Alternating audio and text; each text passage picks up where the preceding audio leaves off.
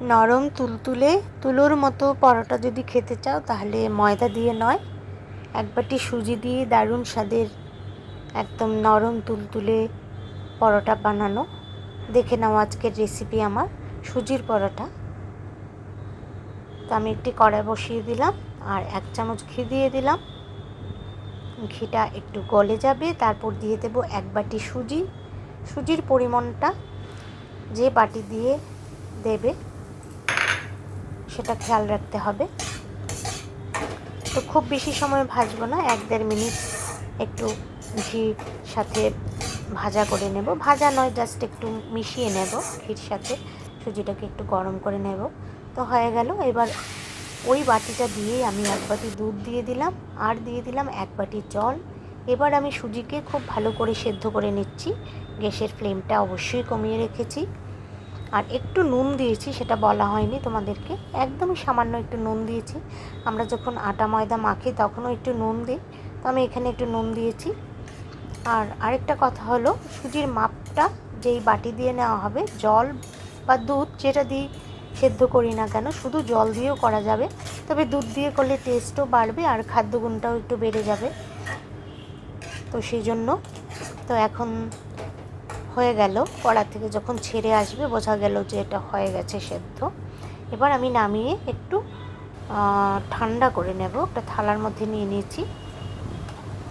এখন একটু হাতে ঘি লাগিয়ে একটু ভালো করে একটা স্মুথ পেস্ট তৈরি করে নিচ্ছি। আবারও একটা ডো তৈরি করব। একটু হাতে ঘি বা রিফাইন্ড অয়েল লাগিয়ে নিয়ে, আর লাগবে সামান্য একটু আটা, একদম 1 চামচ দিয়ে দিলাম। খুব বেশি লাগবে না, 2 থেকে 3 চামচ লাগবে, এর বেশি তো নয়ই। খুব বেশি দিলে শক্ত হয়ে যাবে। তো এবার খুব ভালো করে স্মুথ করে নিচ্ছি। তো আরও 1 চামচ লাগবে, মাখাটা দেখেই বোঝা গেল যে আরও 1 চামচ লাগবে। আর লাগবে না, 2 চামচেই আমার হয়ে যাবে। পরিমাণ অনুযায়ী নিতে হবে সুজিটা কতটা, সেই অনুযায়ী। তো এবার দেখো কি সুন্দর একটা ডো তৈরি হয়ে গেছে, একদম সফট একটা ডো। এখন আমি সমান করে পরোটা বানানোর জন্য একটু লেচি কেটে নিচ্ছি। তো আমার নতুন বন্ধুদের বলছি, যারা এখনও আমার চ্যানেলটিকে সাবস্ক্রাইব করোনি, প্লিজ সাবস্ক্রাইব করে পাশে থেকো যদি তোমাদের ভালো লাগে। আর পাশে থাকা বেল আইকনটা যদি প্রেস করে রাখো, তাহলে আমার নিত্য নতুন রান্নার রেসিপি তোমরা সবার আগে পেয়ে যাবে। নতুন পুরনো সকল বন্ধুদেরকে অসংখ্য ধন্যবাদ এবং ভালোবাসা। তো দেখো একটা পরোটা হয়ে গেছে বেলা, তো বাকিগুলো আমি করে নিচ্ছি। এক এক করে সব বেলে তারপর আমি ভেজে নেব, আমরা তাই করি। তো এবার কি দিয়ে খাবে পরোটাটা সেটা তোমাদের ইচ্ছে। আমি একটা আলুর তরকারি করেছি এখানে, সেটা আর তোমাদের সাথে শেয়ার করলাম না, তাহলে ভিডিওটা অনেকটা বড় হয়ে যাবে। তো আলুর তরকারি রেসিপি আমার এই চ্যানেলে আছে, তোমরা দেখে নিতে পারো। তো আমি ভেজে নিচ্ছি। এখন একটা ফ্রাইং প্যানে দিয়ে দিলাম। আর যেহেতু পরোটা, এবার আমি একটু ঘি দিয়ে ভাজবো। ইচ্ছে করলে তোমরা রিফাইন্ড অয়েল দিয়েও ভাজতে পারো, বা ঘি দিয়ে যেটা করেছি সেটা তোমরা রিফাইন্ড অয়েলে করতে পারো। তো সামান্য একটু ঘি দিয়ে দিলাম। আর ঘি স্বাস্থ্যের পক্ষে খুব একটা ক্ষতিকর নয়, ভালোই, ছোটো বাচ্চাদের জন্য তো অবশ্যই ভালো। 1 চামচ ঘি সারাদিনে খাওয়া যেতেই পারে। আর প্রতিদিন তো আমরা খাই না, মাঝে মধ্যে খাওয়া যায়। ঘিরেও অনেক গুণ আছে, তবে হ্যাঁ কতটা পিওর সেটা বুঝতে হবে আমাদের। যাই হোক, তো দেখো ভাজা হয়ে যাচ্ছে এক এক করে পরোটাগুলো। একদম কি বলবো, মানে নরম তুলতুলে হয় ভীষণ, আর ঠান্ডা হলেও শক্ত হবে না।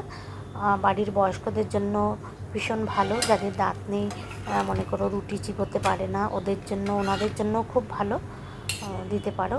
আর খুব সহজেই হজমও হয়ে যাবে, কোনো অসুবিধা নেই। তো সবগুলো রুটি আমি ভেজে নিচ্ছি, দেখতে থাকো তোমরা। কোনো চাটনি দিয়েও খাওয়া যাবে বা তরকারি, যাই হোক। তো আরও একটু ঘি দিয়ে আমি বাকি পরোটাগুলো ভেজে নিচ্ছি। তো আমার চ্যানেলে কিন্তু ব্রেকফাস্ট অনেক রেসিপি আছে তোমাদের, যদি মনে হয় তোমরা দেখে নিতে পারো।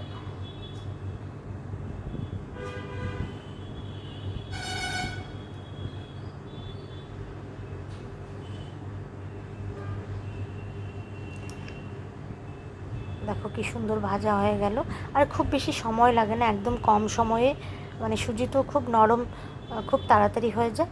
তো অল্প সময়ের মধ্যে যদি কোনো ব্রেকফাস্ট তোমরা রেডি করতে চাও অবশ্যই করতে পারো। কোনো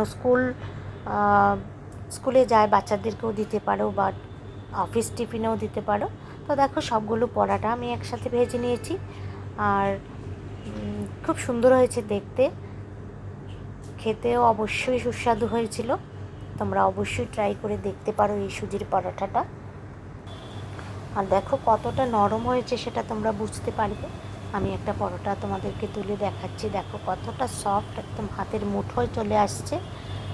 ভীষণ ভালো হয়েছে, এবং প্রত্যেকটা পরোটা খুবই ভালো হয়েছে, একদম নরম হয়েছে। তো বন্ধুরা, তোমাদের যদি আমার এই রেসিপিটি ভালো লাগে অবশ্যই একটা কমেন্ট করে জানিও কেমন হয়েছে। আর তোমরা বাড়িতে যারা খাওনি বানিয়ে খেতে পারো, বয়স্কদের জন্য বানাতে পারো। দেখা হবে আগামী নতুন কোনো ভিডিওতে। খুব ভালো থেকো বন্ধুরা।